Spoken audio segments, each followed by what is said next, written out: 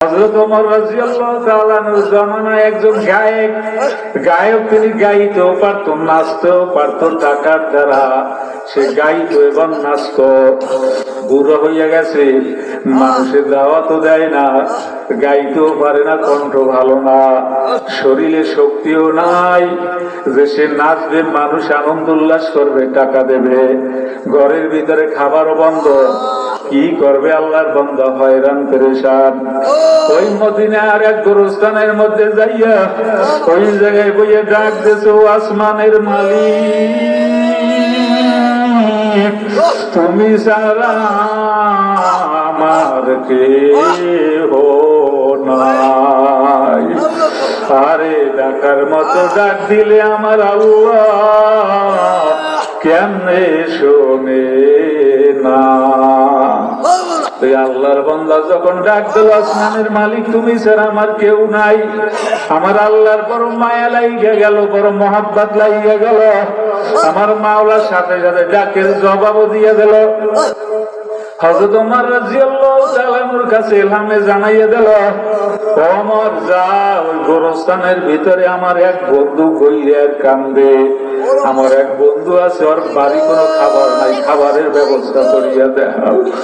ওমর রাদিয়াল্লাহু তাআলা আনহু গোরস্থানে গেলেন, যাইয়া তালাশ কইরা দেখে কাউকে পাওয়া যায় না, কিন্তু দেখা যায় বেহুশ অবস্থায় গায়ে পড়িয়া রইছে। সে চিন্তা করলো, এ তো গায়ক, এ তো আল্লাহর ওলি হতে পারে না। আবারও তালাশ করে না, কোথাও পায় না। এইবার আল্লাহর বান্দার কাছে আইসা যখন নাকি হাতটা ধরে মাথার ভিতরে হাত দিল, আল্লাহর বান্দার হুঁশ ফিরিয়ে আসলো। এইবার আল্লাহর বান্দার যখন হুঁশ আসছে, হাতটারে টান দিয়া নিয়া বলে, ওমর আমার শরীর নাপাক, আমার শরীরে তুমি হাত দিও না। বলে কেন? বলে এন্টার জিন্দেগিটা আমি গুনার কাজে কাটাইছি, আমি আমার জবান ধরে আমার আল্লাহ আল্লাহ বইলে ডাক দেই না, আমি নামাজও পড়ি না, আমি রোজাও রাখি না। তোমার ওই পবিত্র হাত আমার শরীরে লাগালো না। ওমর রাদিয়াল্লাহু তাআলা ডাক দিয়ে বলে, পাগলা, বুঝলাম তো, তবে তুই এমন কি আমল করছো এই জায়গায় বসিয়া, যার জন্য আমার মাওলা তোর ডাকে সাড়া দিল? এইবার ওই গায়ক ডাক দিয়ে বলে, কোন আমল তো করি না। কয় না, হ্যাঁ তুমি নিশ্চয়ই কোন আমল করছো। ডাক দিয়ে বলে, ও খলিফাতুল মুসলিমিন, আমি এই জায়গায় দাঁড়াইয়া চোখের পানি ছাড়িয়া দিয়া আমার আল্লাহরে ডাক মারছি, একটা এর চেয়ে বড় আমল আমি আর কিছু করি নাই। ওমর রাদিয়াল্লাহু তাআলা ডাক দিয়া বলে, ওরে পাগলা, তোর এই ডাকটা আমার মাওলার দরবারে কবুল হইয়া গেছে। আর একটা ডাক দে, এ যুবক আমার বাবারা, এ দাড়ি বাঁকা মুরব্বীরা, অনেক আল্লাহর বান্দার চোখ বাইয়া বাইয়া পানি ভরে। ওবা জান, এই চোখে পানি নিয়ে যদি আমার মাওলার আল্লাহ বইলে আর একবার ডাক দেওয়া যায়, আশা করা যায় আমল নামায় গুনাহ থাকবে না। তবে আবারও আমার আল্লাহরে আল্লাহ বইলে ডাক মারো, এত বড় দয়াবান আমার আল্লাহ।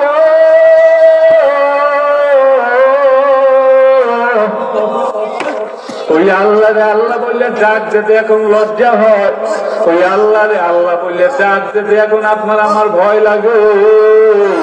আমি জানবার চাই, মার গর্ভের ভিতরে যখন কেউ ছিল না, তখন ছিল কে? কে ছিল? আর গর্ভের ভিতরে আপনার আমার মতো এত সুন্দর চেহারাটা, আরে মানুষ চাই যায় বসতে দেয়, এরপরে কত রকমারি খানা, আরে কত আদর আপ্যায়ন। আমি অলিউল্লাহকে যদি আমার আল্লাহ অন্ধ বানাইতো, আমার আল্লাহ যদি জমিনের ভিতরে আমারে নাই পাঠাইতো, আমার আল্লাহ যদি বিকলাঙ্গ বানাইতো, অজান দুনিয়ার কিছু দেখতেও পারতাম না, সবরও করতে পারতাম না। ও রহিমা খাতুন, হে বাসার মারা, ও আব্দুল জব্বার, হে আব্দুর রহমান, এত বড় দয়াবান আমার আল্লাহ। ওই আল্লাহর জন্য মনে হয় মায়া লাগে না, মনে হয় আপনার আমার কবরে যাওয়া লাগবে না। এই জন্য আবারও জানবার চাই, কবরে যাওয়া লাগবে কি লাগবে না? এই কবর পথের যাত্রীরা, যারা কবরে যাবা, যারা মরবা তাদের বলি, আর যারা মরবা না তাদের বলি না।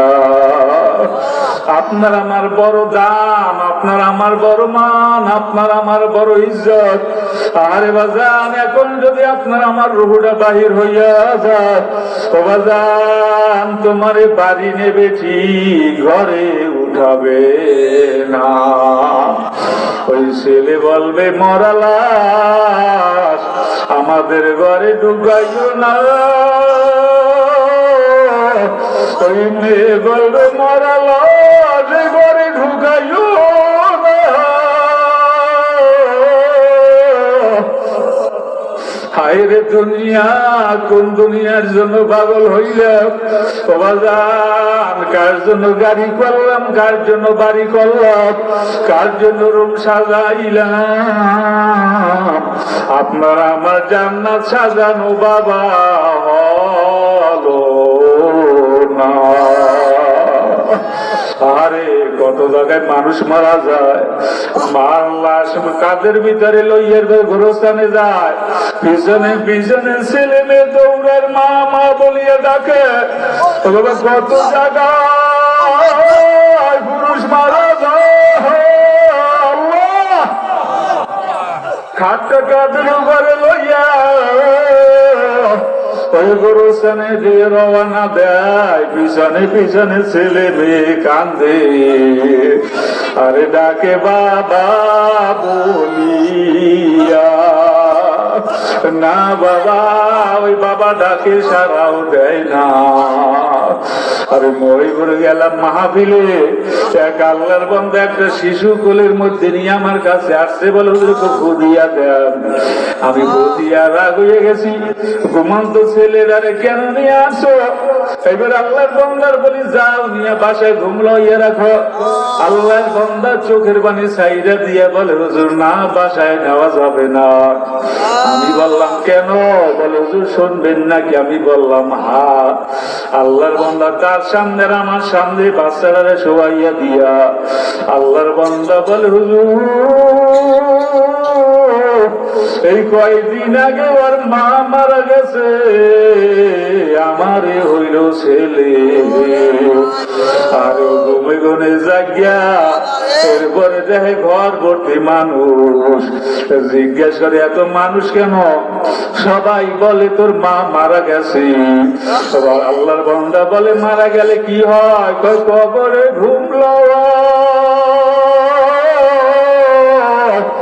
আল্লাহর বান্দা ডাক দিয়ে বলে আমার মা কই? ওই আল্লাহর বান্দির খাটের উপরে শোয়াইয়া ওই ঘরের এক কর্নারের মধ্যে রাখা হইল। এইবার আল্লাহর বান্দারা ডাক দিয়ে বলে তোর মা তো ওই খাটের উপরে। ওই ছেলেরা দৌড় দিয়া ওই মার কাছে গেছে, সবাই চেহারার কাপড়টা ওপেন করে রেখেছে। ওই আল্লাহর বান্দা মা চেহারার দিকে তাকাইয়া মা মা বলিয়া ডাক মারছে। এইবার খাটটারে দইয়া তার বাবারে ডাক দিয়ে বলে বাবা মা মারা গেছে বুঝি, তবে মায়ের ঘরে কোনারে রাখো, কবরে দিও না। আমার মাই ঘরের কর্নারে থাকবে, আমার যখন মন চাইবে আমি মার চেহারাটা দম করে দেখতে যাব। ওই সন্তান তো জানে না ওর মরা মায়ের দুনিয়ায় রাখা যাবে না। আল্লাহর বান্দা ডাক দিয়ে বলে হুজুর আমরাও সহ্য করতে পারি না, ছেলেটারে দরিয়া জানাজা পড়িয়া কবরে রাখছি। আরে সবাই কান্নাকাটি করতেছে, কোন ফাঁকে যেন ছেলেটা কবরের কাছে যাইয়া এরপরে কবরটা ছাড়াই আর বলে মায়ের উঠাইয়া ঘরে লইয়া যাবো। সারাদিনের নৌকার বাজিরা কবর পথের যাত্রী রে, ও বাজান একটা বড় চোখের মধ্যে কি পানি আসে কোন দুনিয়ার জন্য পাগল হইলে রে বাবা ও বাজান চোখের পানি ছাড়া আমার মাওলার গোসা নিবারণ হবে না চোখের পানি ছাড়া আমল নামার গুনাহ মাফ হবে না কিসের জন্য আইলাম রে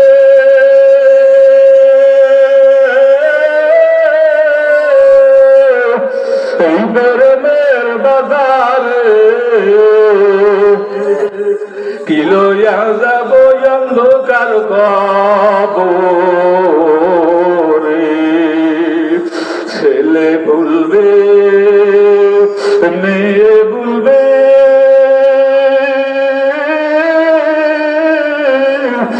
ভুলবে সাদের স্ত্রী ওই কবরে মাওলা ছাড়া কেহ নাই ওই কবরে মাওলা ছাড়া কেহ নাই ভাগিবা কই ভাগিবা রাস্তা নাই ওই কবরে মাওলা ছাড়া কেহ নাই ওই কবরে মাওলা ছাড়া কেহ নাই ও বাবা মাহফিলে যখন আমার মাওলা নিয়ে আসেন একটা বড় চোখের পানি ছাড়িয়া দিয়া কান্দ আর বড় আল্লাহ গো তুমি ছাড়াই আমার কেহ নাই আল্লাহ কবরে নাই হাসরে নাই মিজানে নাই পুলসিরাতে নাই আল্লাহ গো মেহেরবানি করে ওই জাহান্নামে মোদেরে দিও না আল্লাহুম্মা আমিন আল্লাহ আপনি তাকাইয়া দেখেন আল্লাহ দাড়ি বাঁকা বাবাদের নিয়ে হাত জাগাইলাম আল্লাহ যুবক বাজানদের নিয়ে হাত জাগাইলাম আল্লাহ যার হাত দুইখানা পছন্দ লাগে মেহেরবানি করে তার হাতের খাতিলে আপনি আমাদের সকলকে মাফ করিয়া দেন